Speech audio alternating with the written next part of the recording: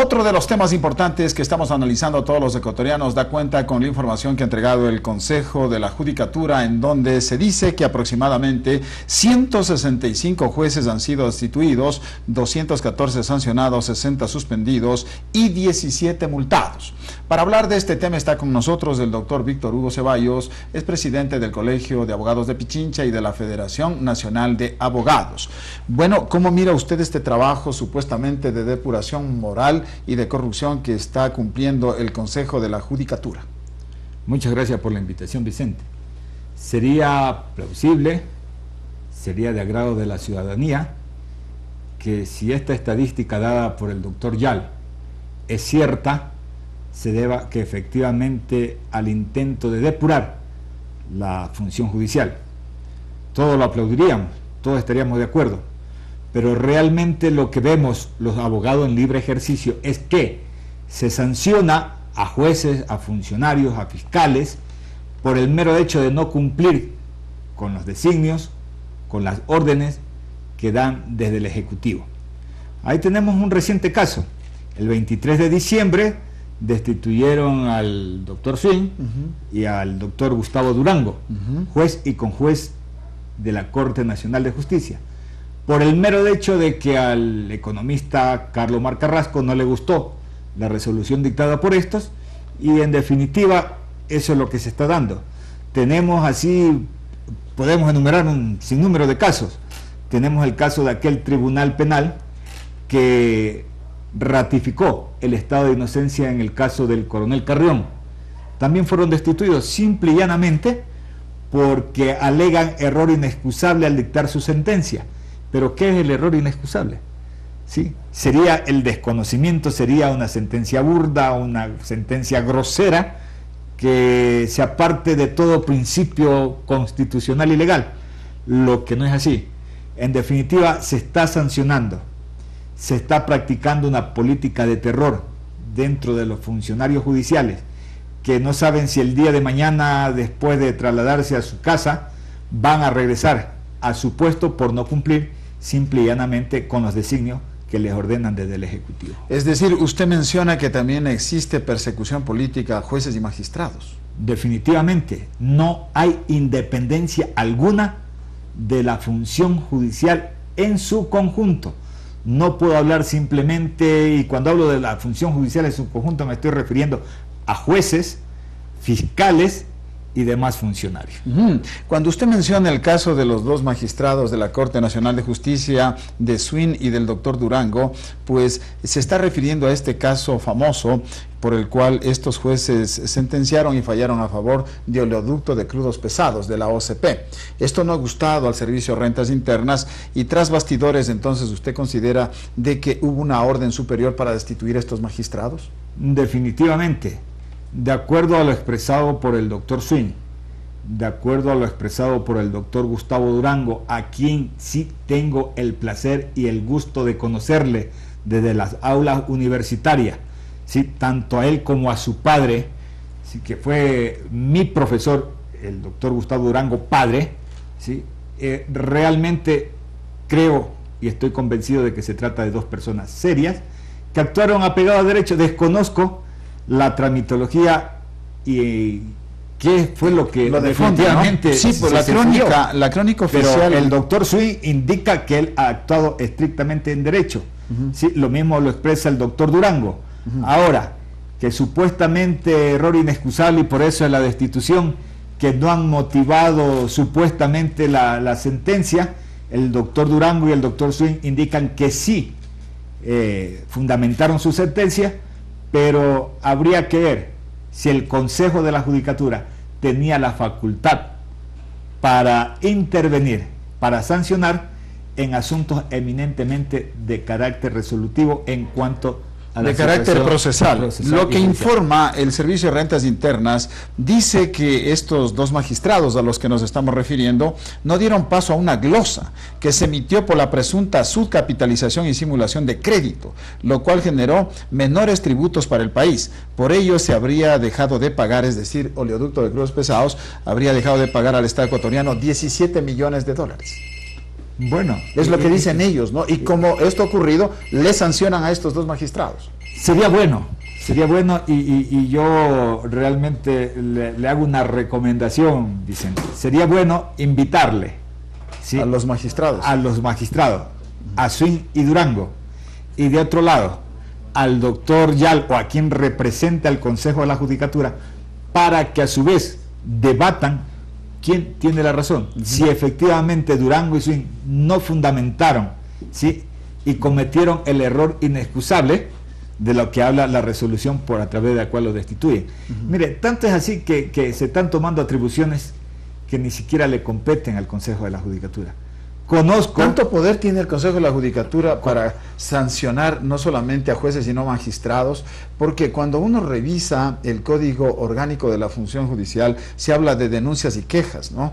Es un órgano disciplinario el Consejo de la Judicatura, pero entonces está revestido de semejante poder de que puede destituir, como hemos dicho, las estadísticas dice que han sido destituidos 165 jueces. Es una tremenda organización, es muy poderosa, ¿no? Es tan contradictorio este código orgánico que por un lado, y de acuerdo a la norma constitucional, es el órgano de control administrativo y de la función, ¿no?, judicial y disciplinario. Sin embargo, también tienen la potestad para sancionar a los abogados en libre ejercicio. Sí, claro. Que fue una de las razones. Nos multan a cada rato. Y una de las disposiciones que nosotros impugnamos ante la Corte Constitucional desde hace 4 años y que hasta ahora no existe resolución alguna, precisamente porque si la Constitución y el propio Código hablan de que tienen la facultad, o mejor dicho, ellos son el órgano de control administrativo y disciplinario de la función judicial, los abogados no somos función judicial, no recibimos remuneración alguna de la función judicial. Sin embargo, de ello, también se imponen sanciones a los abogados en libre ejercicio. Claro, este código de ética para los abogados, ¿no? Y desgraciadamente debo decir, el Colegio de Abogados, ni la Federación de Abogados, ni los colegios de abogados del país han dicho absolutamente nada de ello. Una pregunta que quiero hacerle a usted, doctor Ceballos. ¿Considera que el Consejo de la Judicatura en realidad, en la práctica, tiene mucho más poder que la Corte Nacional de Justicia? Definitivamente. Así parece, ¿no? Definitivamente está sobre la Corte Nacional de Justicia. En un momento dado podrían destituir al presidente de la Corte Nacional de Justicia. Sí. A este paso. Sí. Están destituyendo a magistrados. Lo podrían hacer. Ahora, ¿tienen atribuciones? De acuerdo al Código Orgánico, ellos están. Entonces, es un organismo superpoderoso. Es un organismo que está sobre el bien y el mal. Sí, es decir, la administración de justicia del país está en manos de los vocales del Consejo de la Judicatura. Y de su presidente. Sí, pero más allá de ello, Vicente, o sea, da lástima, perdóneme utilizar esa expresión por no utilizar otra, ver cómo gastan ingentes cantidades de dinero de los recursos, de los impuestos que pagamos los ecuatorianos, para alienarnos todos los días con la propaganda del Consejo de la Judicatura, de que está cambiando la función judicial. Salía inclusive una propaganda de una madre de familia que decía que ese día había presentado la demanda, ese día habían hecho la audiencia y ese día le habían fijado pensión alimenticia, lo que no es cierto, no es cierto. Mire, este rato tenemos bombardeo de propaganda y que nos hablan, porque ahora resulta que este Consejo descubrió, ¿sí?, la mediación, lo que tampoco es cierto, y llaman a mediar a todo el mundo, evitarse los conflictos. Pero sin embargo, es el propio Consejo de la Judicatura el que se niega a asistir a las audiencias de mediación cuando se los invita a mediar. Entonces, ¿de qué hablamos? Eso es contradictorio. Totalmente contradictorio. Entiendo yo, quisiera creer que el doctor Yal desconoce lo que se hacen sus inferiores, ¿sí? Y sería bueno, ¿sí?, y lo puedo demostrar con documentos, por eso me atrevo a decirlo. Cualquier rato que salga a decir el doctor Yal o algún funcionario del Consejo de la Judicatura que lo que estoy diciendo es falso, yo les puedo demostrar que no es verdad, que no es real, que ahora presionan a jueces y fiscales para que dictaminen y resuelvan conforme ellos quieren que salgan las resoluciones. Es decir, a mí me parece que estas estadísticas son la radiografía de la gran corrupción que existe en la función judicial. Dice que en el 2013 la Unidad de Control Disciplinario del Consejo de la Judicatura recibió 1.101 expedientes administrativos. De esa cifra, el Pleno de la Corte, pues del Consejo de la Judicatura resolvió 733 causas y otras 368 siguen en trámite. En suma, no solamente mencionan que han sido 165 jueces destituidos, sino que están hablando de 252 funcionarios judiciales destituidos en los últimos 2 años. ¿En dónde queda la seguridad jurídica? Vea, Vicente. Y la independencia de poderes. Puede ser cierto, de que existan jueces corruptos, Claro. de que existan funcionarios corruptos, de que existan fiscales corruptos, pero lo lamentable es que meten en el mismo saco a todo aquel que no cumpla simple y llanamente con los designios del Ejecutivo. Yo le puedo decir, como abogado en libre ejercicio de la profesión, que cuando se tratan de delitos acusados por algún funcionario del Ejecutivo, lo primero que hacen estar en primera fila son delegados del Consejo de la Judicatura o del Ministerio de Justicia o del Ministerio del Interior. Usted habrá visto y el país habrá visto que es el señor presidente de la República quien en su sabatina indica quién es responsable y quién no es responsable. Si no, recordemos algo muy patético. El señor presidente de la República hasta hace algunos meses atrás quemaba y metía la mano al fuego por su primo Pedro Delgado. No había hombre más honesto en este país que Pedro Delgado. Ya le escuchamos en alguna sabatina anterior decir que quién le puede creer a un tipo como Pedro Delgado. Entonces, ¿a qué jugamos? Sí, aquí jugamos. El ministro del Interior cualquier rato sale y acusa y ya dice directamente que es responsable fulano o sutano. Tantas cosas que pasan en este país. Mire, usted le invito a un comentario último. Alexis Mérez, una información de última hora, dice que la petrolera Chevron fue la que hackeó sus mails.